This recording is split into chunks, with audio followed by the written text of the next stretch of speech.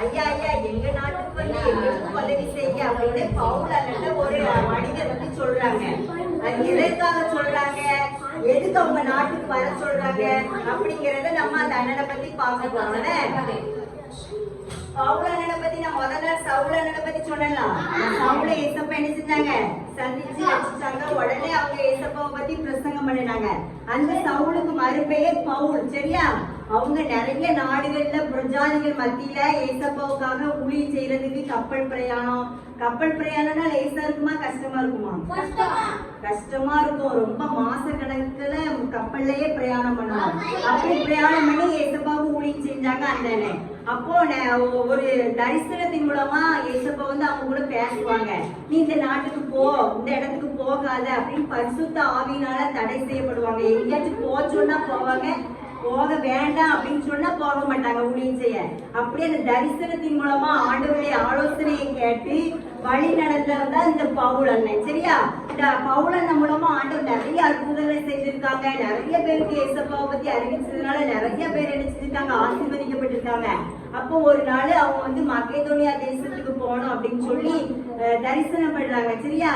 அவங்க வந்து ஆசியா தேசத்துக்கு போய் ஊழியம் செய்யணும் அப்படின்னு நினைச்சிருக்காங்க. ஆனா சொப்பனத்துல பரிசுத்த ஆவியானவரால தடை செய்யப்படுறாங்க, அந்த இடத்துக்கு போக வேண்டாம் அப்படின்னு சொல்லி. அப்புறம் மிஸ்ஸியா அப்படிங்கிற தேசத்துக்கு போகணும், பித்தினியா தேசத்துக்கு போகணும் ஊழியம் செய்ய நினைச்சிட்டு இருப்பாங்க.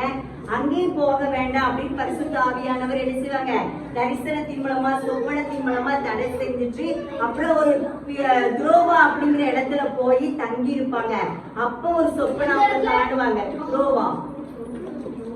அப்போ உங்களுக்கு தரிசனம், நீ வந்து அப்போ வந்து மக்கேதோனியா தேசத்துல ஒரு வந்து நீங்க எங்க நாட்டுக்கு வந்து ஊழியம் செய்யணும் அப்படின்னு சொல்லுவாங்க. அப்படி ஒரு தரிசனத்தை பெற்றுக்கொள்வாங்க. அப்போ அந்த மக்கேதோனியா நாடு வந்து பெரிய நாடு. அதுக்கு தலைமையான ஒரு நாடு வந்து பிலிப்பு பட்டணம். அப்புறம் அந்த பிலிப்பு பட்டணத்துல ஊழியம் செய்யப்படியா என்ன செய்வாங்க தெரியுமா, பவுல் அண்ணனும் சீலா அண்ணனும் போவாங்க. அப்போ பிலிப்பு பட்டணத்துல சுற்றி அங்க தங்கி இருப்பாங்க. ஒரு வீடு அவங்களுக்கு ஆயத்தம் பண்ணப்பட்டு கொடுத்திருந்தாங்க. அந்த வீட்டுல தங்கியிருந்து ஊழியம் செய்துட்டு இருந்தாங்க. அப்போ அவங்க நடந்து போயிட்டு இருக்கும்போது அசுத்த ஆவிய கொண்டு குறி சொல்ற ஒரு அக்காவை பார்த்துட்டாங்க. அந்த அசுத்த ஆவிய பெற்று குறி சொல்ற அக்கா வந்து அவங்க எஜமான்களுக்கு நிறைய பணத்தை என்ன செய்தாங்க, சம்பாதிச்சு கொடுப்பாங்க. இதுதான் கப்பல்ல பிரயாணம் பண்ணி ஊழியம் செய்த பவுல் அண்ணன்.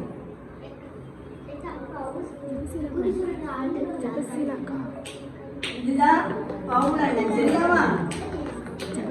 பவுல் அண்ணன் கப்பல் பிரயாணத்துல நிறைய செய்வாங்க. அப்புறம் தரிசனத்துல மக்கேதோனியா தேசத்தான் ஒருவர் வந்து பவுல உதவி செய்ய அழைக்கிறது இந்த படம். இதான் பவுல் அண்ணன் ஷோ பண்றாங்க. தரிசனத்துல இந்த அண்ணன் வந்து எங்க நாட்டுக்கு வாங்க, ஊழியம் செய்ய, எங்களுக்கு உதவி செய்ய வாங்க அப்படின்னு சொல்லி சொல்றாங்க. தரிசனத்தை ஜோம் பண்ணும்போது தரிசனம் பண்றாங்க. சரியா? இப்ப எங்க இருக்காங்க, துரோவா அப்படிங்கிற இடத்துல இருக்காங்க. இருந்து என்ன செய்யறாங்க, ஊழியம் செய்யறாங்க. அப்ப அந்த அசுத்தாவியை பெற்றிருக்கிற அந்த அக்கா வந்து அவங்க எஜமான்களுக்கு அந்த குறி சொன்னதுனால எல்லாரும் 1000 ரூபாய் 2000 ரூபான்னு பணம் கொடுப்பாங்க. உடனே அந்த பணத்தெல்லாம் எஜமான்களுக்கு அந்த அக்கா கொடுப்பாங்க. அதனால நிறைய சம்பாத்தியம் கிடைச்சிச்சு. அந்த நேரத்துல இந்த பவுலும் சீலானு வந்தோடனே இந்த அக்காளுக்குள்ள பொல்லாத ஆவி இருக்குன்னு சொல்லி இயேசுவின் நாமத்தினால இந்த அசுத்த ஆவியை நான் இந்த சரீரத்துல இருந்து விரட்டுறேன்னு சொல்லிடுவாங்க. உடனே அந்த அக்காளுக்குள்ள இருந்த அசுத்த ஆவி என்ன செஞ்சிடும், வெளியே போயிடும். அப்புறம் அவங்க எஜமானுக்கு கோவம் வருமா வராதா? வரும். ஐயோ நம்ம சம்பாத்தியத்தெல்லாம் இவன் அழிச்சிட்டானேன்னு இந்த பவுல் அண்ணன் மேல சீலா அண்ணன் மேல ரொம்ப கோவம் வந்துச்சு. உடனே அவங்கள அடிச்சு சிறைச்சாலையில போட்டுட்டாங்க. சிறைச்சாலையில என்ன செஞ்சுட்டு இருந்தாங்க தெரியுமா, துதித்து பாடினாங்க, ஜபம் பண்ணிட்டு இருந்தாங்க. அப்ப வந்து அவங்க துதிச்சு பாடும்போது சிறைச்சாலை கதவு எல்லாம் என்ன செஞ்சுட்டு திறக்கப்பட்டுட்டு உடனே சிறைச்சாலைக்காரன் வந்து ஐயோ அவங்க தப்பிச்சு போயிடுவாங்களே அப்படின்னு சொல்லிட்டு நம்மளையே நம்ம கொண்டுருவோம், நம்மளை வந்து இவங்களை தப்ப விட்டுட்டா நம்மளும் கொண்டுருவாங்கன்னு பயப்படுறான். அப்போ பவுல் அண்ணன் சொல்றாங்க, நாங்க இங்க இருந்து போகல, நீங்க உங்களுக்கு எந்த கெடுதியும் செய்து கொள்ளாதங்க, நாங்க இங்கதான் இருக்கோம் அப்படின்னு சொன்னோட எங்களுக்கு ரொம்ப ஆச்சரியம். சிறைச்சாலையில அடைப்பட்டிருக்கிறவனுக்கு கதவு திறந்தா அவன் எப்ப ஓடி போகலான்னு தானே இருப்பான், அதுலயே உட்கார்ந்துட்டு இருப்பானா? ஆனா இந்த அண்ணன் என்ன செஞ்சாங்க, உட்கார்ந்துட்டு இருந்தாங்க. அதனால சிறைச்சாலைக்காரன் ஐயோ இந்த இயேசுவை நானும் அறிந்து கொள்ளணும், ரட்சிக்கப்பட ஆண்டவர் மாதிரி நான் என்ன செய்யணும் அப்படின்னு கேட்காங்க. நீ கர்த்தராகிய இயேசு கிறிஸ்துவை விசுவாசி, அப்பொழுது நீயும் உன் வீட்டாரும் ரட்சிக்கப்படுவீர்கள் அப்படின்னு சொல்லி அந்த சிறைச்சாலைக்கார குடும்பம் ஃபுல்லா என்ன செஞ்சுட்டு ரட்சிக்கப்பட்டுட்டு, இந்த பவுலனை வந்து ஏசப்பட்ட ஆலோசனை கேட்டு கேட்டு அவங்களுடைய ஊழியத்தை செய்ததுனால இந்த இவங்களுடைய ஊழியத்தின் மூலமா அநேகர் இயேசுவண்ட வந்தாங்க. இந்த அக்காவுக்கு பொல்லாத ஆவியிலிருந்து விடுதலை கிடைச்சிச்சு. இந்த சிறைச்சாலைக்காரன் அண்ணனுடைய குடும்பம்லாம் ரட்சிக்கப்பட்டுச்சு. மக்களுடைய தேசத்துக்கு போனாங்க, அங்க அநேக அற்புதங்கள் செய்தாங்க. இப்படி ஆண்டவருடைய ஆலோசனை பெற்று இந்த பவுலன் என்ன செஞ்சாங்க, ஏசப்பாவுக்காக பெரிய காரியங்களை செய்தாங்க.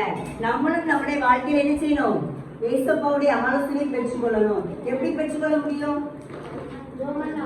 ஜபம் பண்ணணும், வேதத்தை வாசிக்கிறது மூலமா, அந்த வசனம் நம்ம கூட பேசுறது மூலமா நம்ம ஏசப்பாவை என்ன செய்யணும், ஏசப்பாவுடைய ஆலோசனை பெற்று நம்முடைய வாழ்க்கையில நடக்க முடியும்.